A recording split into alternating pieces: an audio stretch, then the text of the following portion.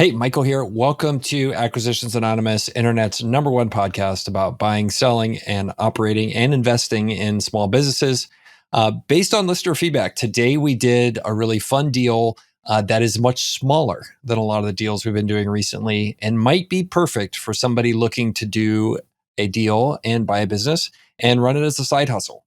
And this one was super cool because it was a software business, which we all love.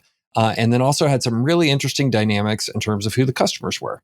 So hope you enjoyed the episode as much as we did. Also went some fun places with discussions, and we're all kind of punch drunk for this being a Friday for our recording. So hope you will have as much fun as we did recording the episode. Here it is.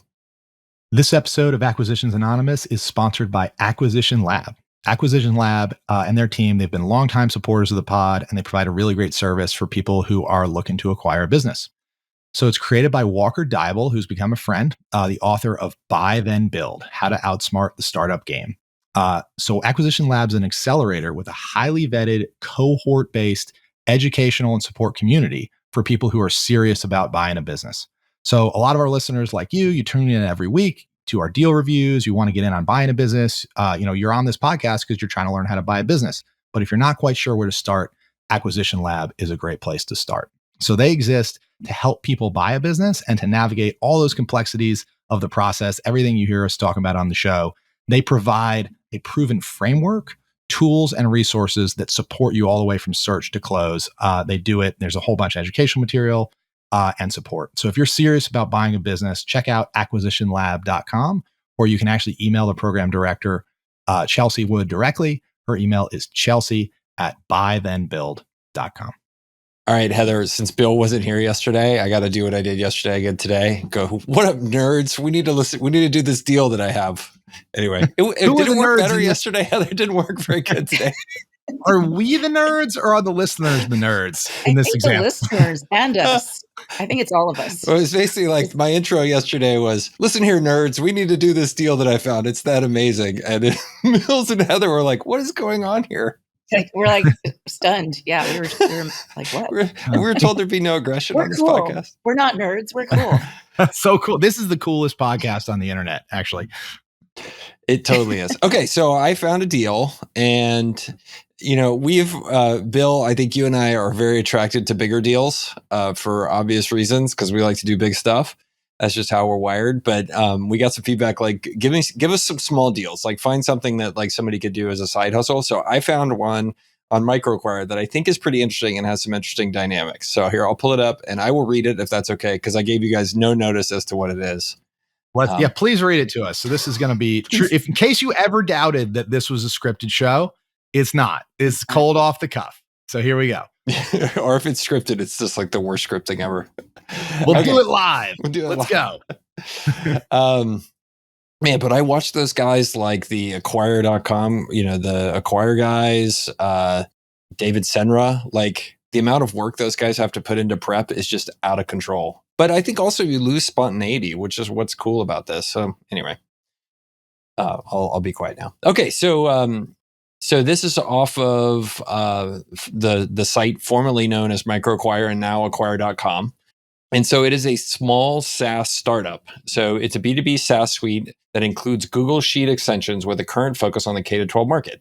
It has a profitable SaaS, $120,000 in trailing 12 months revenue and $119,000 in trailing 12 months profit that creates a full funnel solution for the ITAM professional who mostly deals with Google Chromebooks. This suite of Google Sheet extensions and tools for ITAM professionals in the B2B space is mostly focused on the K-12 market. I've witnessed this firsthand. Like Google Chrome and Chromebooks are like everywhere in public ed. Like they're just like they're all over the place. So if you go into these classrooms and stuff, like they all have Chromebooks. And that blows me away because have you ever used a Chromebook? It's really annoying because they don't have a local file system. So it's basically like you have Google Docs and stuff, and then you have to save stuff in Google Drive. Right. And like there's no local file system at all. It's basically like a browser attached to a keyboard. 100%. Well, and that's the crazy thing about Chrome or like the iPad. Like the iPad could replace all of our laptops if it had some level of file handling that was, coherent. I know. That's what I don't get. People are like, oh yeah, I just work on my iPad. And I'm like, how do you do anything? Like you can't save anything. You can't it's so cumbersome to use the local file system on an iPad. My daughter, when she went away to college, insisted for her college computer to have an iPad. And I said, no, you shouldn't do that. You should get a laptop. No, she had to have it. And guess what? Yeah, a year later, I had to buy her a laptop. Yeah. I said, I told you so. Yep. It's 1,000,000%. And you're on the road and you're like, oh, I only brought my iPad. And you're like, I got to sign this document or edit this one square in a spreadsheet. And it's like a 14-minute triple Lindy. And you're like, oh, I just wish I had my laptop. So, I know. Like the simple task of like receiving an attached file. Yes. Making a small edit to the file and sending it back to the person is a triple axle on an iPad and takes 10 seconds on a laptop. I don't get it. Like, is this not a core workflow? Like, this is like the lightweight, like, oh, I'm going somewhere. Maybe I'll just bring my iPad. Like, this is like the core lightweight workflow. Receive a document, make small edit, send it back. And it's impossible on an iPad. I don't get it. Well, welcome everybody to this week's episode of This Week in Technology as we discuss the problems with your... Oh my God. Michael, are we old? Is this what just happened? I just got old right now. Boomer. Oh no. You did. Oh no. Welcome. It's happening. Oh my God. Well, it's just a matter, I don't know how old your parents are, but it's just a matter of time until eventually, you reach the relationship where your parents or relatives want to see you and then just stuff magically happens to break and you're the only person in the world who can come over and fix it. So you're like, I've been, yes, that's me for the last 30 years of my life. I'm that guy in my family. We need to see Bill. Break the printer.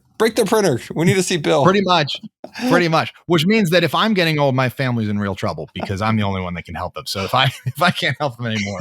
I have had a startup idea, which I think somebody should still do, which is the tech support for the internet. And it's basically just like you're a remote, Heather, your mom is someplace, right? Theoretically. And you just pay $150 a month and she gets unlimited phone calls to call them anytime to help her with her iPad, her printer, her internet's not working, her phone. But $150 a month, grandma can burn 4 hours, no problem in an afternoon. Right. She's got nothing to do. It would have to be $1,000 a month. So here's the deal. I've actually looked at some business like this. I actually looked at one that was for sale once.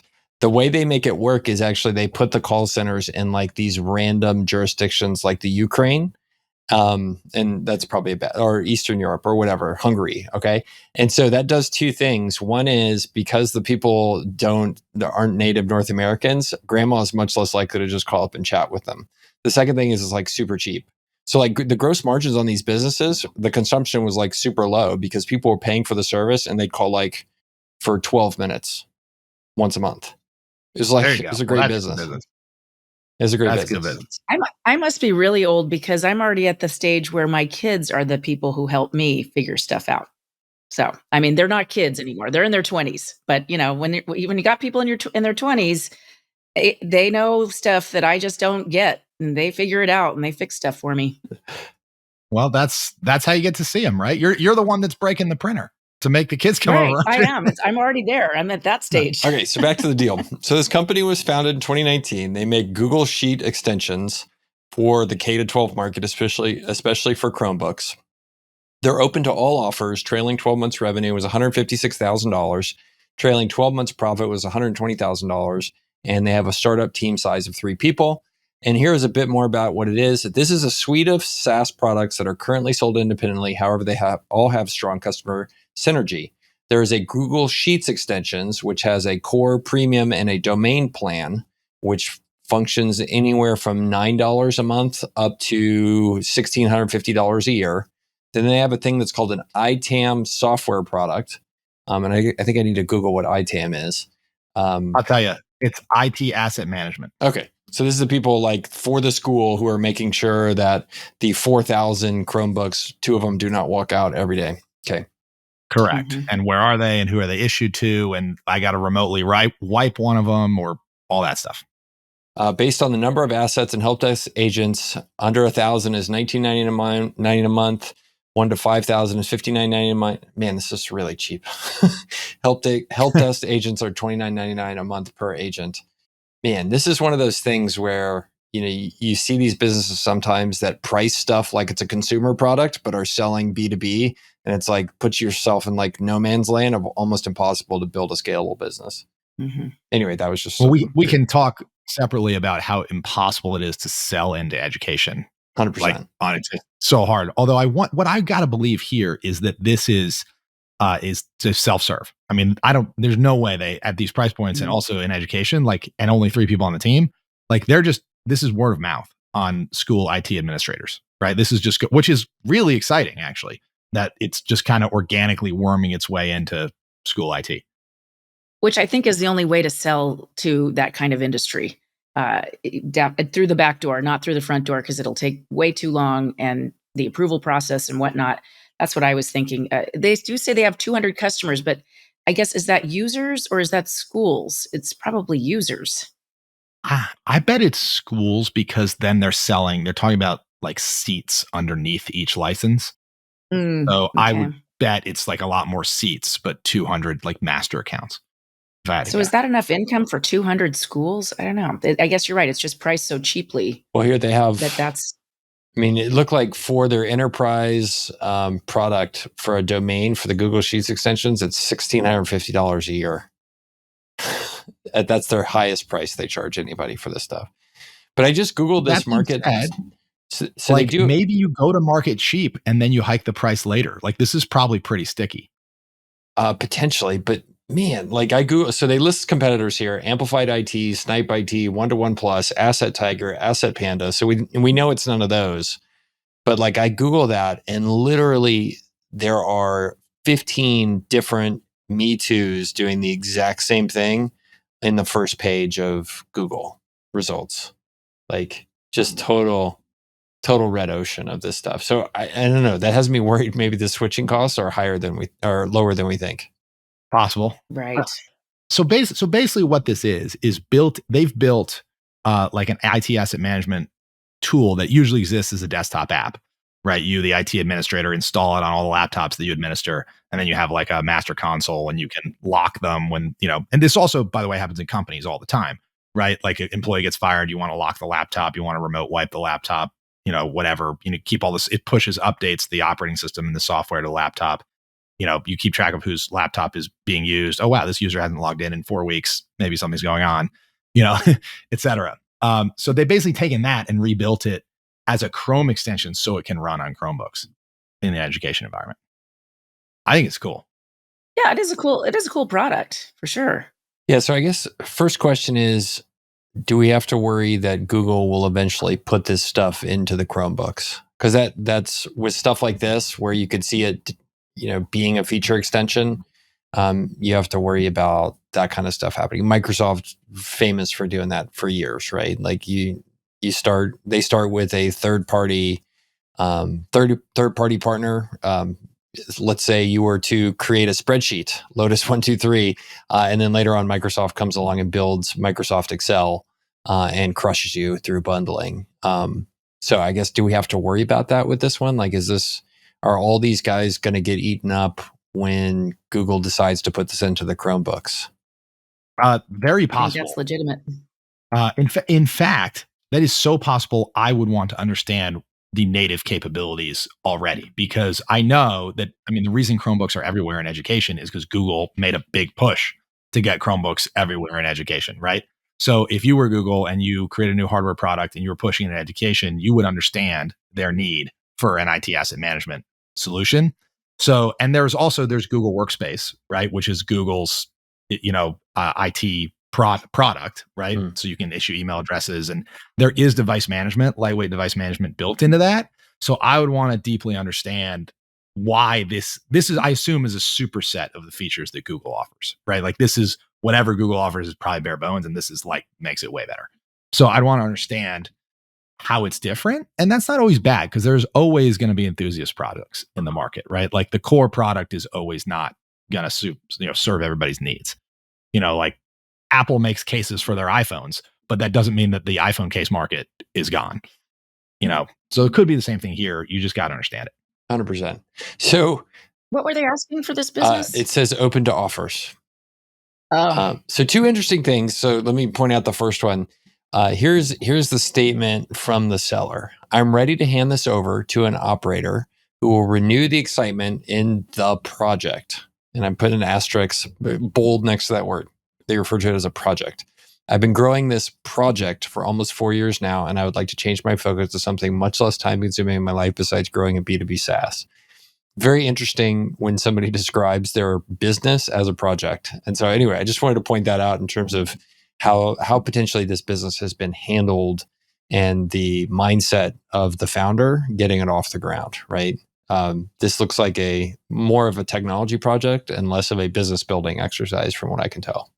But isn't that really promising a lot of times? I like it, baby. Right? All right, taking a quick pause here. I have something to tell you. This is Michael. I hate bookkeeping. I hate bookkeeping. I hate doing HR. I hate doing all that kind of stuff. But for bookkeeping, I have found a solution. It is my friend Charlie's business called cloudbookkeeping.com. So that's cloudbookkeeping.com. They are your perfect partner if you want to get bookkeeping out of your hair and focus on making your your customers happier and more successful. So please give them a call. Call Charlie, cloudbookkeeping.com. Tell them we sent you. They're a great way if you're a business buyer, if you're a business owner, you're tired of hassling with getting your bookkeeping done. He's got a whole fleet of people that are well-trained and work for him. He's located here in San Antonio, so I can tell you because of that, he's awesome. And they're a great partner for you to potentially call to help with all your bookkeeping needs so you can do the important stuff in your business rather than worry about getting your books right. So give Charlie a call, cloudbookkeeping.com. And now back to the episode. It's a side hustle, right? I think. He wants it sounds like it's been time consuming. Maybe he has been selling into schools and that's what's so time consuming, or maybe he's coding it himself. Either way, you got to understand that because he's going to go away when you buy this business and you're going to start doing the time consuming part, whatever that is, right? And that he doesn't want to do anymore. So I wouldn't say a red flag, but definitely a diligence item. So second thing I just noticed when I Googled this kind of asset management problem for school districts is it reminded me of what happened during COVID. Do you guys remember during COVID, like all the schools were like shipping home Chromebooks to people's houses and all this kind of stuff?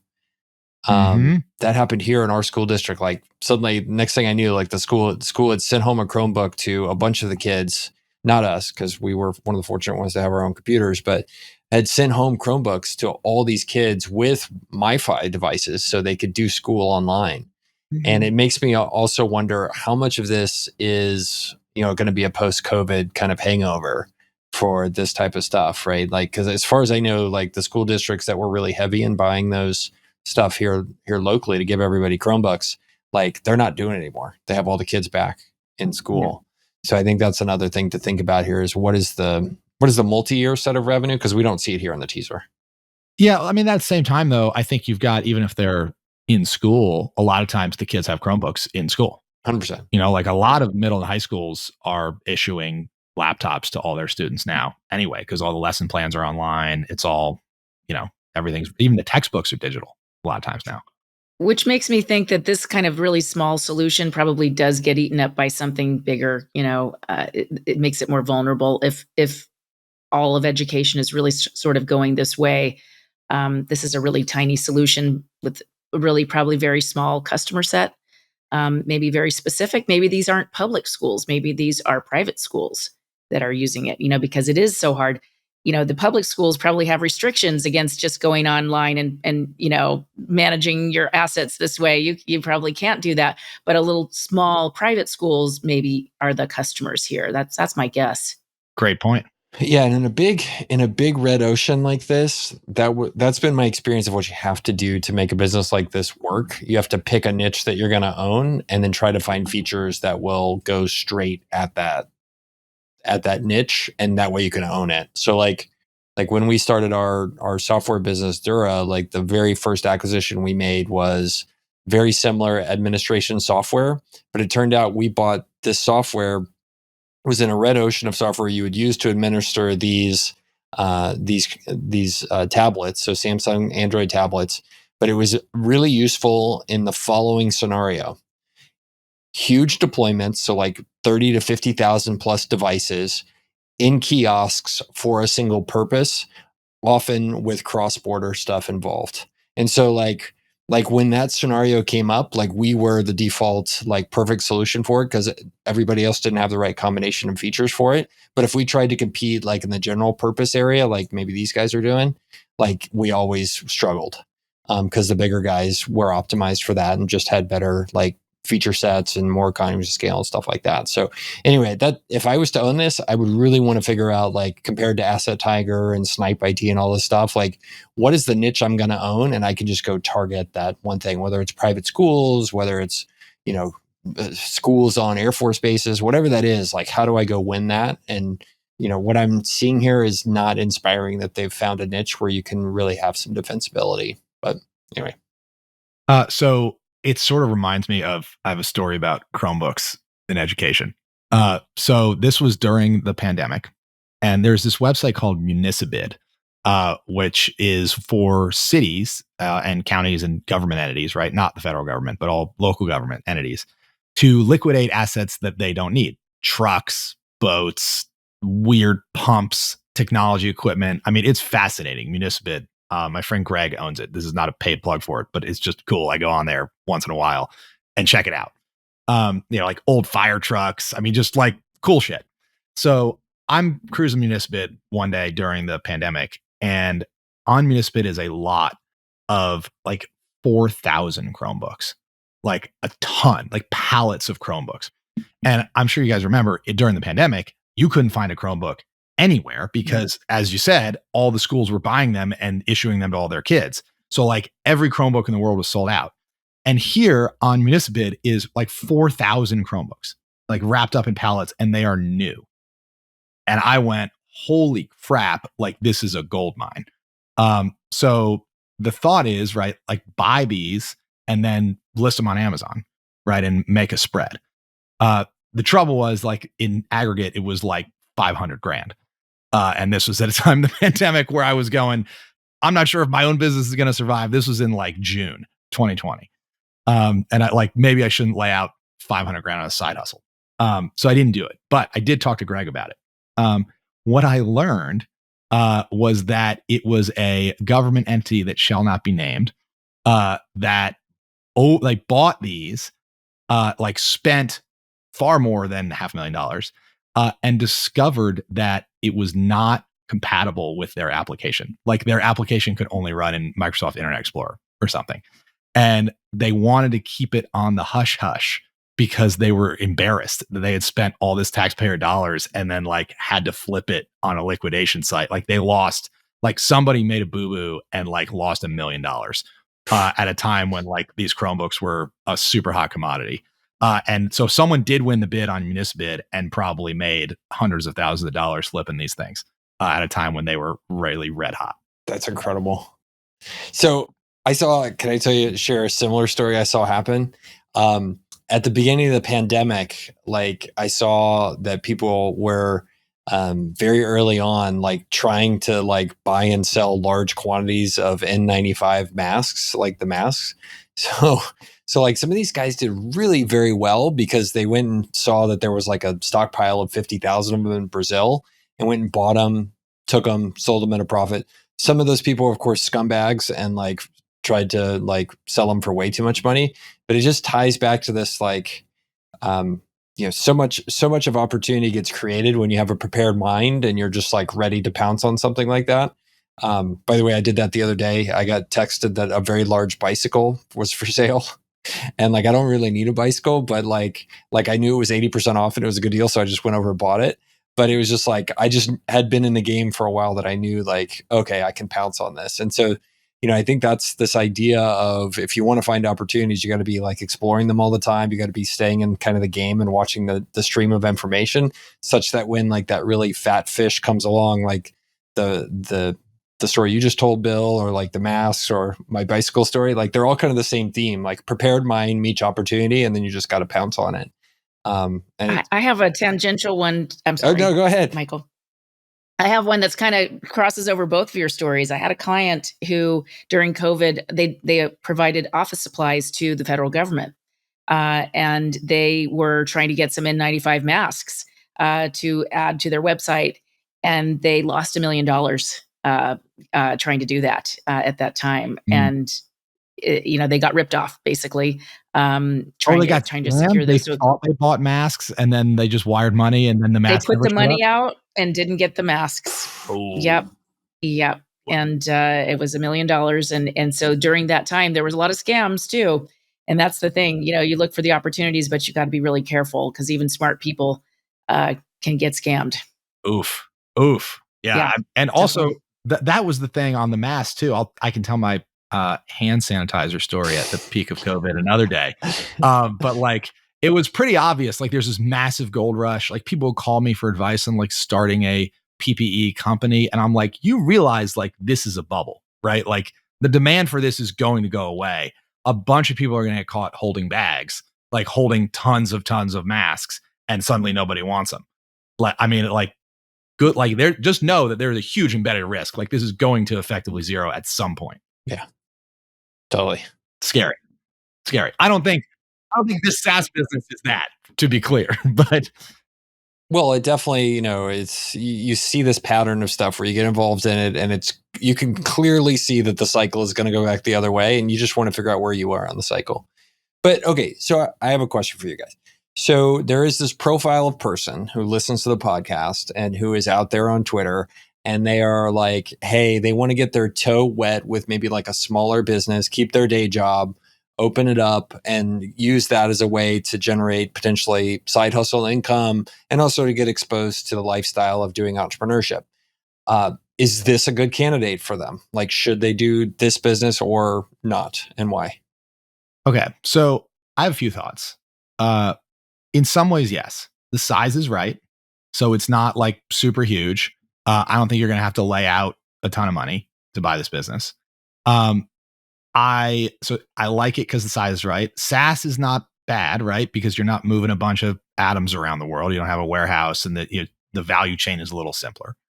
So I like those things about it. The thing that worries me about it a little bit is if you don't have any software development background, this is a semi-complicated piece of software because there's the client side application that runs on all the Chromebooks, and there's what I'm going to call the server side. I know it's not client server model, but there's like the admin side that has to run for all of the school admins, and they've got to talk, and you need access to the Chromebook. Like, this isn't like a basic create, read, update, delete CRUD address book SaaS app or something. There's a little bit more going on here. So if you're totally non-technical, I would worry. And then there's the end market thing that it may take more of your time to sell in. So those two things would worry me. Yeah. I agree with all that, and I think that the 120,000 probably goes to zero if you're not a developer who totally understands this product, because that's probably what the seller is contributing, is sort of free development labor. That's my guess. I've certainly seen it many times. So if you're coming along and you're thinking the sales side is what you're going to do, you're probably going to eat up all of that $120,000 in developers, and you got to find developers who can understand this product and do a great job of it. So I don't know how much cash flow you'd get. It would be an interesting project, a side hustle for somebody, but I don't know that they'd have a lot of cash flow off of it once the seller leaves. If you had to hire a full-time developer, yes, I agree. Because the cash flow here is $120K, and that's easily what a full-time developer costs. Right. But if you are technical, like I love this. If you're a developer, like a full-time developer, you want to like get an entrepreneurship on the side, perfect. That's a great point. Yeah. Okay. Well, cool. Let's wrap it up there. Two things. One, sorry I called you guys nerds, but it was meant with love. Two, if you've made it this far through our Friday stories, there were some good ones today. Please take one of these episodes and send it to a friend and say, hey, I enjoyed this and I think you should too, and ask them to subscribe.